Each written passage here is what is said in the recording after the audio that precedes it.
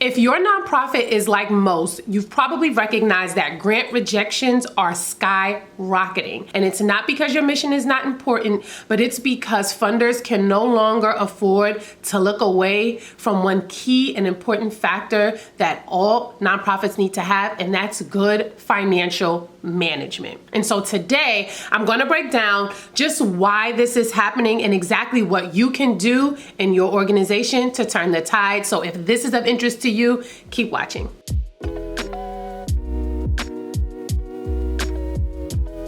So here's the reality. Competition for grants has never been fiercer. Foundations, government agencies, and just donors overall are becoming way more selective. And they're not just funding missions that they truly believe in, or they're not just funding great ideas. They are funding organizations that can show that they have financial stability and transparency, and not to mention accountability, right? So if your books are messy, if your budgets are inconsistent, or you don't have any, right? Or you can't show how your dollars are being spent, 9 times out of 10, your application is going to be rejected, right? Funders are truly combing through things in a way that they haven't before. We're getting a lot more questions before decisions are made. So even small errors like misrecording something, right? Missing documentation, right? Can make the difference between funding success and hearing a flat out no. So why does this even matter right now? So funders are holding organizations to a much higher standard because they too are being held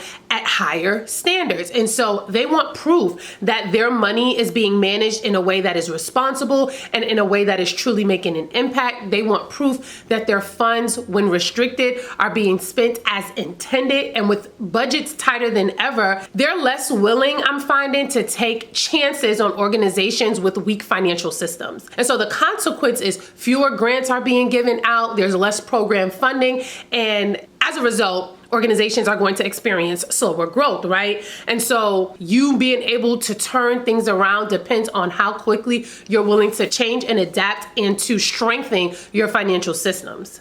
So what's the solution? The solution is your accounting team and your financial systems are going to be your secret weapon. And if you've noticed a theme throughout my last couple of videos, you've probably noticed that I'm speaking a lot about setting up your line of defense, how you can lean more on your accounting team, how you can improve your accounting systems, because a lot of what you are going to see in the future and a lot of what we're seeing now is that your ability to keep your organization going, your ability to continue to get funded is going to depend on your financial systems, your financial reporting, your ability to prove that you are a good steward of the funds that you have been given, right? And so when your nonprofit is audit ready, it's transparent, it shows strategic financial management, you increase your likelihood of winning grants, frankly.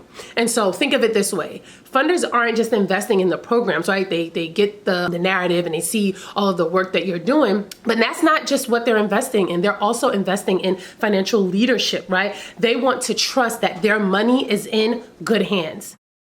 So here are 4 practical steps to reduce grant rejections and increase your funding success. Again, it may sound like I am repeating myself, but a lot of the fundamentals don't change. The way that we do things might change, the order maybe and how we do things may change, but the basics are the basics, right? And so at the very least, you need to make sure that you have audit-ready financials at all times. And I even implore organizations that are not yet being audited to set their organization up in a way that they're already audit-ready, because if the idea is for your organization to grow, if the idea is for you to continue to be funded, then naturally you will eventually get audited, right? And so by creating audit-ready financials, that means you have clean books, that means you have accurate reporting, that means you have organized documentation that you can easily access when being asked, right? It means that you can show how funds are being spent, where your restricted funds lie. You are able to pull reports easily and quickly, because a lot of times what we're seeing happen is funders will come back and they're asking you questions and you have no clue either how to answer or where the documentation lies, or they come back with questions on reports. And for most of our clients, the beauty in having us is that when they get those questions, they send them right over to us, right? And we're able to provide context and to be detailed in our responses. But if you don't have the right support,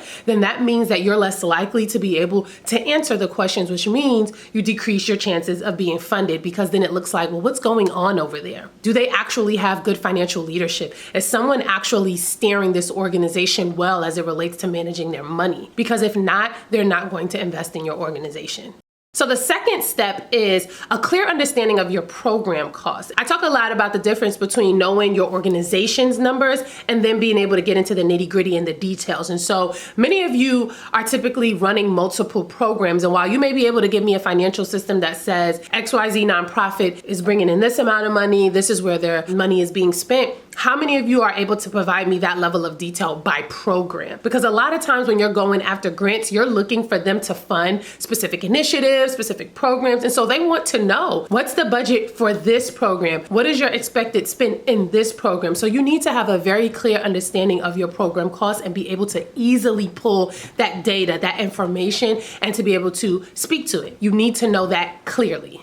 The third step is that you have to have transparent budgets. And I say budgets with an S because you should have multiple, right? You have your organizational budget, but then your different programs should have budgets as well because typically they're tied to the grant. And I won't get too nuanced here, but some grants even come with their own budget. And so you need to have a very organized system as to how you're keeping track of all of these different aspects of your financial management. And this is why I say it's kind of a lot for you as the executive director to be managing all of this because it's not as simple as just going in and ticking off a few things in QuickBooks Online. There is a whole management piece to your finances that someone needs to be over, someone needs to be responsible for, someone that you can hold accountable, you can ask questions, right? You can receive reports that help you to truly understand what's going on and be able to steer the organization because if not, it's going to be very difficult to receive additional funding. The fourth step is you want to have strong internal controls. You want to be able to clearly indicate how you do what you do and to be able to show that you have actually put in the effort to reduce the likelihood of fraud, the likelihood of misappropriation of assets, misappropriation of funds, right? And not just that, but even misrecording, miscategorizing. There is, sometimes we think so big and we're like, we don't want to have any scandals and we don't want anything to go left in that arena. But what we should also be thinking about is when I get these financial statements, how do I know that this is correct? What is my process for reviewing? Who does the recording? Who does the approving, right? Is there a two-step approvals in this process? One of our clients, the CFO, she gets the financials, she looks at them, she provides her comment, but then she actually escalates it up to, they have a leadership circle who also gets to review these financial statements and they can too give comments, ask questions, but it also provides for another pair of eyes so that if it's something that she missed, someone else could potentially catch, right? And we know that none of this is foolproof. However, the idea is to implement these things and to follow through on actually doing them because also if something does break, you can actually determine what broke and what you need to do to fix it. The last step, right, is having or being able to pull financial insights for these grant applications. And so now I'm not talking about like your statement of activities or your statement of financial position. I'm talking about the data that you can pull that tells a story, that demonstrates the ROI. You got X amount of dollars and you were able to serve this amount of children. You were able to provide this number of meals, the change from last year to this year, what receiving these additional dollars will do when you get these additional dollars, this is where it will go. Like you have to be able to take the data, that raw accounting data, and then turn it into a story because while they are also investing in the organization's financial leadership, they also are investing into the story. Most of these funders are giving money because they believe in what you're doing, right? And so they want to know, how is this $100,000 that I'm giving you going to help you do better, do more, serve more? And so you need to have the numbers and not generally be speaking as to we'll get this money and it'll probably go to salaries. No, we're getting $100,000 and $50,000 of that is going to go to hire program director A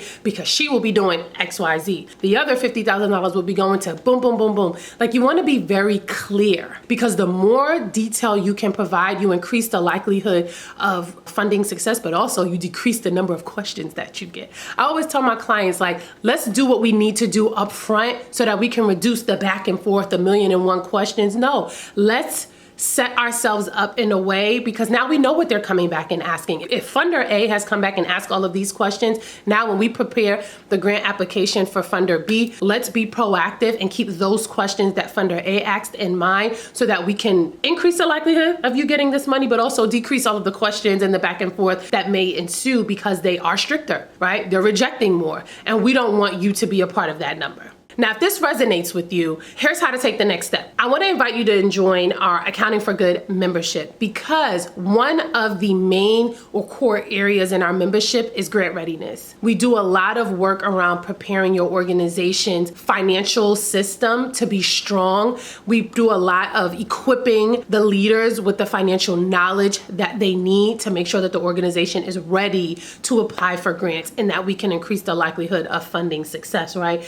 And so inside the membership, leaders are getting access to templates, they're getting access to a number of trainings, and a community of peers who are also building audit-ready, grant-winning financial systems, right? And so if you want that to be you, and I would hope that you do, right? Then you should join us over there, and the link to join will be in the description box. We cover everything from bookkeeping routines, grant tracking, budget planning. The key is for your organization to do more than just survive, it's to thrive. And so, listen, you wanna meet us over there, okay? So that's all for this video. Hit like, subscribe if you're not, right?